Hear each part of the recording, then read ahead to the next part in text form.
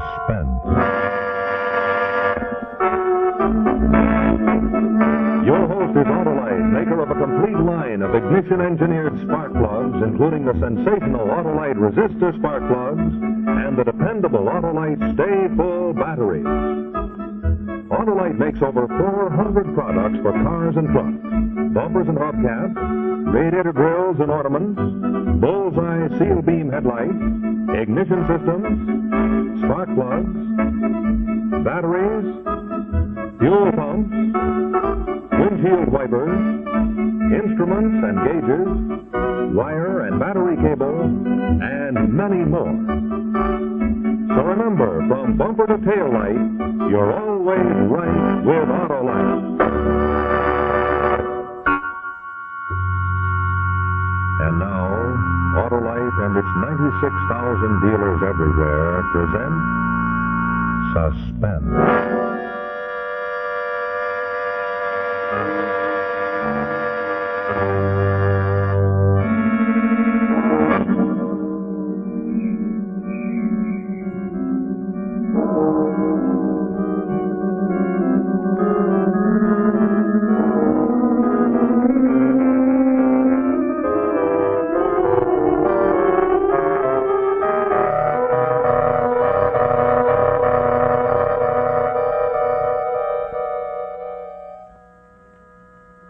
During his residence in London, the accomplished Prince Florizel of Bohemia gained the affection of all classes by the seduction of his manner and by a well-considered generosity.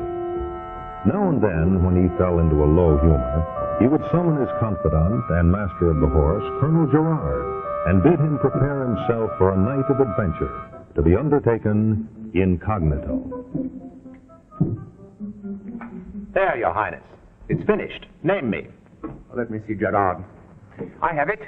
I suggest you assume the character of a decayed gentleman of the press. Mr. Alfred Hammersmith, shall we call him? Alfred Hammersmith, at your service. And now tell me, Colonel, in what role would you cast me? You could be a shady doctor, or a disbarred member of the legal profession. I prefer the latter. I know more of law than of pills. I shall call myself Mr. Theophilus Good, ex-Queen's Counsel, etc. Now let us drink to whatever the night may bring forth. Here's to the death of boredom. And Your Highness's safety. I don't think I want to drink to that. Danger and adventure rarely go hand in hand with safety. May I respectfully remind Mr. Good that he is the heir to a throne. That limits the risks that Your Highness should run. Gerard, how many times have you uttered that warning? I've lost count, sir. And have I ever heeded it? You constantly disregard it, sir. And I shall do the same tonight. So cease talking like a timid lady in waiting, or you'll dampen our evening.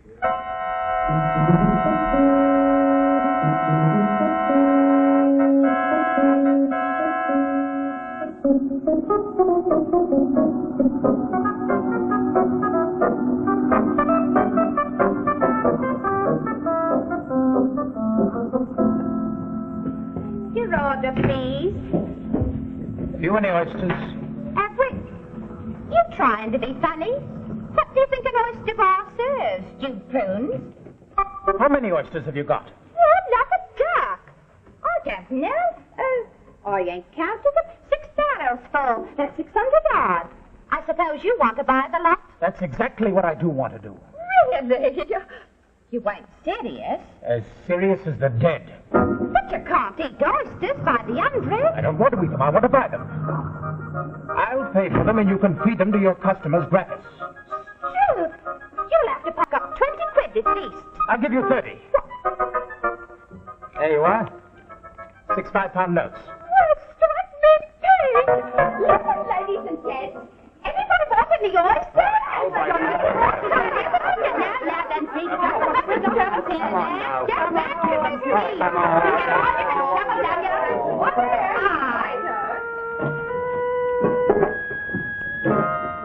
You honor me, sir? Before I accept a gift, I like to know the spirit in which it's offered. In the spirit of mockery. Mockery? Of what? Myself and life. In that case, I readily accept, but on one condition, that you join my friend and myself over a bottle of champagne. I like you, sir. It will be a privilege to drink with you. Send over a bottle of champagne and glasses for 3. My name is Mr. Good. And this is my friend, Mr. Alfred Hammersmith. And your name, sir? Shall we say Mr. X? My real name I shall keep to myself, as you have done. Would it be an impertinence to ask the reason for your feeding succulent mollusk to this rabble? Not at all. Only 2 months ago, I met a young lady with whom I fell madly in love. She spurned me. Since then, she has made a good marriage.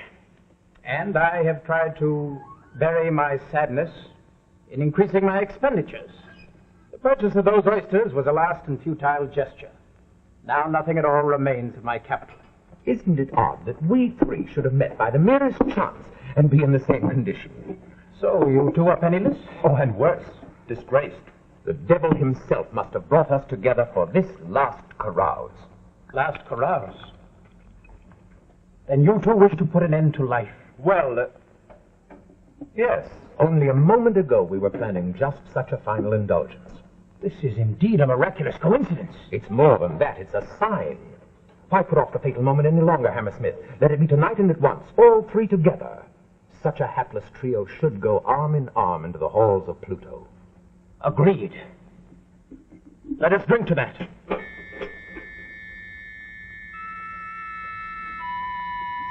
And now as to method. Have you any suggestions? Definitely. Here is all I have left in the world. 4 10-pound notes. Can each of you muster a similar amount? I'm utterly without funds. But Mr. Hammersmith may be able to oblige. I have 80 pounds. Why? Then we are indeed fortunate. 40 pounds is the entrance fee to the Suicide Club. The Suicide Club? In the devil's name, what's that? Death's private door. The Suicide Club was organized to accommodate those who wish to shuffle off this mortal coil without scandal. If you gentlemen truly are tired of life as you say you are, I can introduce you at a meeting of the club tonight. Sounds just what we've been looking for, eh, Hammersmith? Oh, yes, indeed. A unique, unknown method of departure. Fascinating. Mr. X, we accept your gracious offer. You may lead us to death's private door.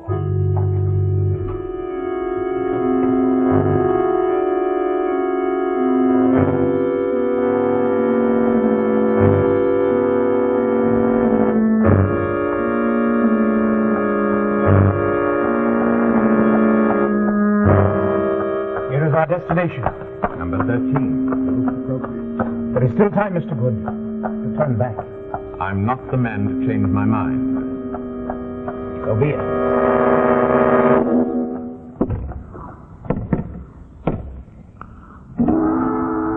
Pronounce the password. Regeat Rex Mortis. Enter.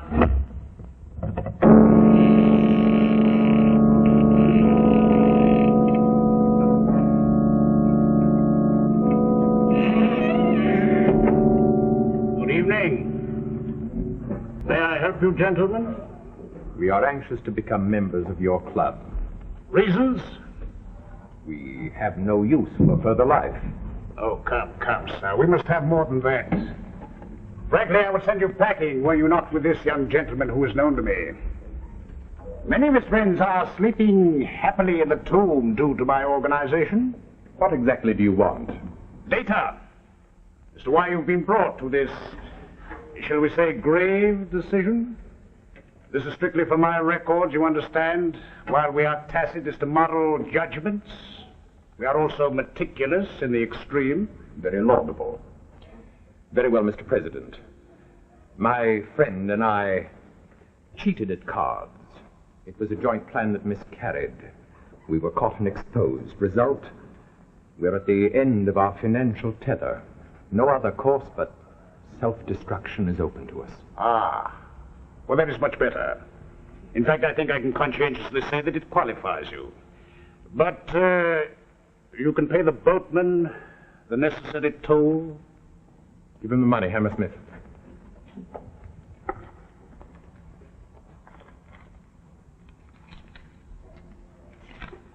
Now, that seems to be correct. Now, gentlemen, before I accept this, there is the little matter of an oath which you must swear. An oath? Demanding what from us? Strict obedience to our rules. What are the rules? You will be told after you sign the oath. That seems to be most one-sided. I demand to know to what I'm committing myself. Those are my conditions, sir. If you and your friend have any qualms, the door back to the outside world is still open to you. For my part, that door is closed forever. Very well, Mr. President. I accept your conditions. Let me read this oath.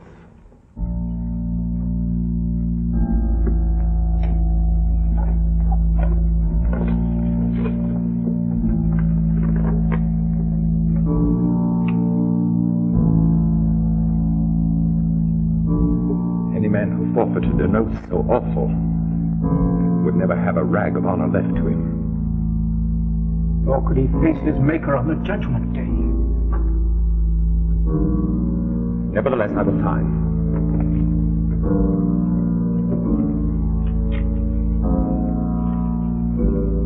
And I.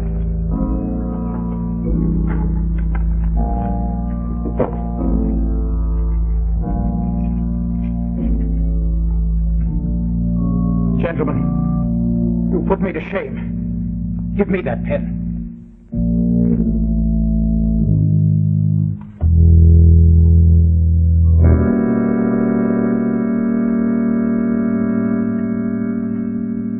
Dear friends, you are at last in sight of that undiscovered country from whose bourne no traveler returns. Follow me, gentlemen. I shall introduce you to our oldest member. It is his function to tell you exactly how you will die.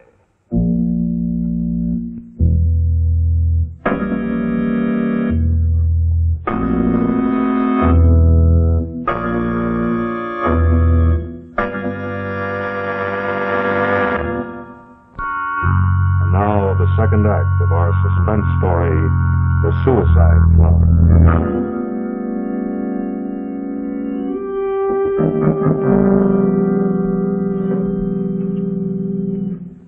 I apologize for breaking in on your reveries, Mr. Malthus, but we have 3 new members. They wish for information. Then they have come to the right source, Mr. President. Will you please be seated? You will forgive me, gentlemen. I have my duties as a host to attend to. A charming man. A genius in his way. Now, what is it you wish to know? Everything. How this organization works. It is the perfection of simplicity. A member who comes here in search of death, like yourself, returns every evening until fortune favors him. That phrase indicates some game of chance. Quite correct, my dear sir. Cards. The president shuffles and deals, and when the game is over, he makes the necessary arrangements. Sometimes I believe him to be inspired. Indeed. Yes, inspired. Doubtless you remember a celebrated case 6 months ago of a certain nobleman who was accidentally poisoned in a chemist's shop. That was one of his lesser achievements, but how simple, how safe. You astonish me. Do you mean to say that that unfortunate gentleman was a member of this club? Yes, my dear sir, that fortunate gentleman sat in the very chair where you sit now the night before he died. But how was it decided that he was to be the happy victim? What game is played? The president uses an ordinary pack of cards. He deals 1 card to each member until 2 have appeared. The ace of spades, that is the card of death. The ace of clubs, that designates who is to be the executioner. You mean that one member destroys another? Yes, that removes the danger of suicide. Also, its stigma. Thanks to the brilliant mind of the president, no ace of clubs has ever been indicted. Why, this very night, fate may decide that one of us may destroy the other. It's infamous, infamous, but infinitely exciting. If, as in my case, chance lengthens your life, you will appreciate that this game combines all the thrills of the gambling table, a duel, and a Roman amphitheater. All amusements will seem vapid and insipid. Ah, but you may judge for yourselves. I see the game is about to begin. Attention, gentlemen. The cards await you. May yet not be too late to make our escape. Come, we can play like gentlemen, however high the stakes. As is usual with our game, gentlemen, we will preserve the solemn silence.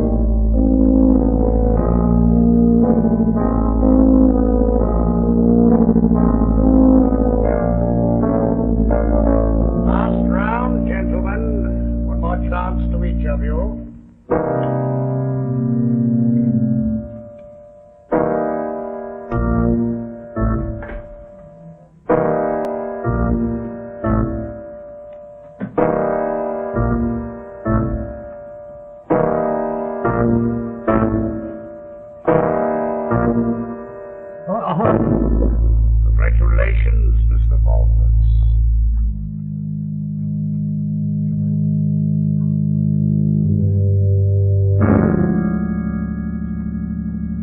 No!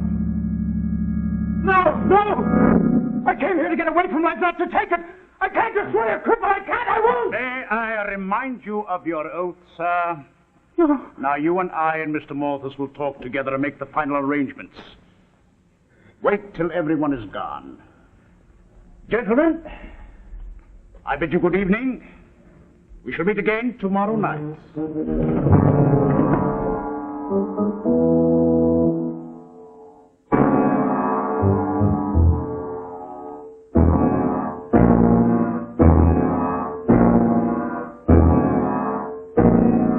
This morning, about 2 a.m., Mr. Bartholomew Malthus, 16 Chepstow Place, Westbourne Grove, fell over the upper parapet in Trafalgar Square. Death was instantaneous. Mr. Malthus was known to be subject to occasional attacks of paralysis. It is thought that his fall may have been caused by another seizure. That poor young Mr. X. If ever was a man with a soul in hell, it must be his. Last night he was as innocent as you or I. This morning there's blood on his hands. When I think of the president of that vile society battening and battening on the weakness of distorted minds, Gerard, never in my entire life have I felt myself so shaken with rage. And I vow before God I'll make that jackal pay for his iniquities. I could go to the authorities, not without forfeiting your honor, Gerard. You, I, all the members have sworn an oath that few would dare to break. And what proof would there be? Remember, the president himself never lays a finger on his victims. No, Gerard, my mind's made up. Tonight, once more, I take my seat at the table of the Suicide Club.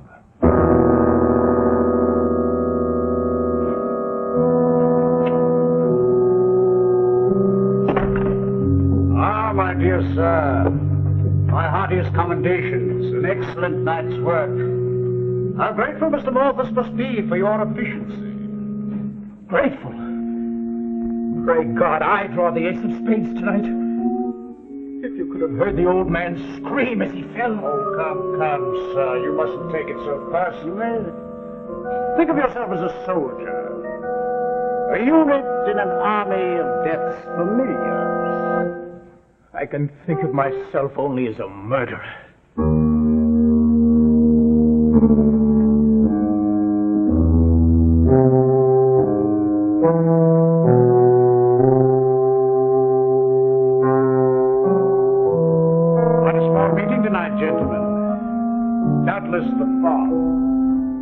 Lucky for you gentlemen who have reached us. 4 of you. The odds are excitingly short. Shall we begin? It seems I spoke too soon. The odds will be 5 against 1. The fun is just about to begin, gentlemen. Please excuse our being late, Mr. President. We were unable to find a conveyance. The streets are deserted. The fog is so dense that only the desperate are abroad tonight.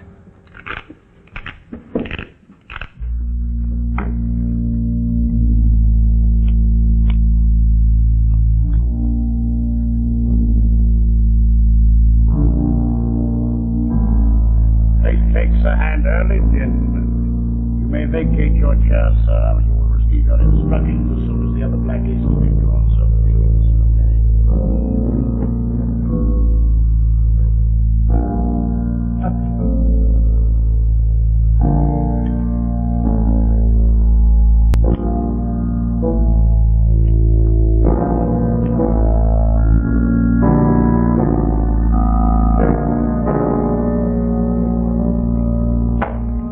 The game is over. The 4 unlucky gentlemen will leave as quickly as possible. I shall the sooner be able to conclude my business with the 2 lucky ones. I'm very happy to have met you, sir, and to be in a position to do you this trifling service. One thing, you cannot complain of delay. On the 2nd evening, what a stroke of luck. You look a little sickish, sir. Most gentlemen do when it comes to the final moment. What instructions have you for me, Mr. President? They're very simple. You will make your way on foot down this alley to the Thames embankment. You know the monument, Cleopatra's Needle? Certainly. You may or may not get that far. Whatever happens, you are to offer no resistance. That is one of the rules which you have sworn to obey. One thing I can promise you, it will be swift, sudden. That is all. Wait in the anteroom 5 minutes and then leave. My thanks. You've saved me from the boredom of old age. I wish you a pleasant stroll in the fog, sir. Now, sir, listen to my instruction carefully, but first, put this in your pocket. I am rather suspicious of our friend Mr. Goods. I found it best to anticipate any difficulties. So please listen to these instructions most carefully. You will leave by the rear exit. You will then proceed.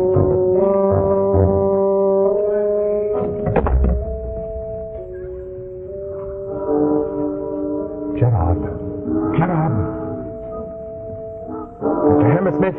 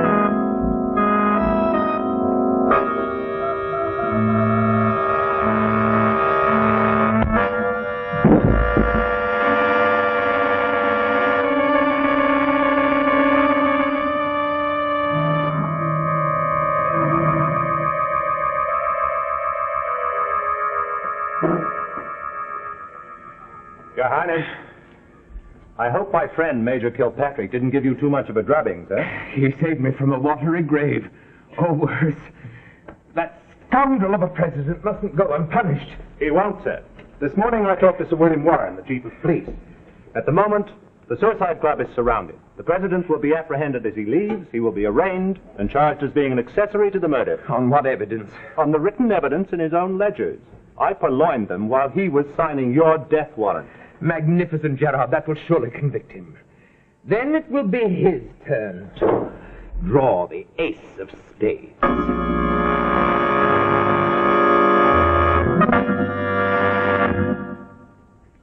Friends, this is Rex Marshall speaking for Autolite. And I'd like you to know that more and more people are buying Autolite Stay Full batteries, the batteries that need water only 3 times a year in normal car use. Now, one of the big reasons is that the Stay Full battery practically eliminates one of the major causes of battery failure, and that is lack of water.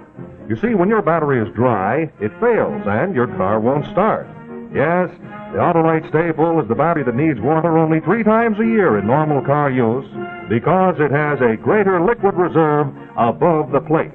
And in addition, it's the battery that gives you longer life. Tests have shown that the Autolite Stay Full battery gives 70% longer average life than batteries without the Stay Full features. So see your Autolite battery dealer tomorrow and have an Autolite Stay Full battery installed in your car. Money cannot buy a better battery. Remember, you're always right with Autolite. This is CBS, the Columbia Broadcasting System.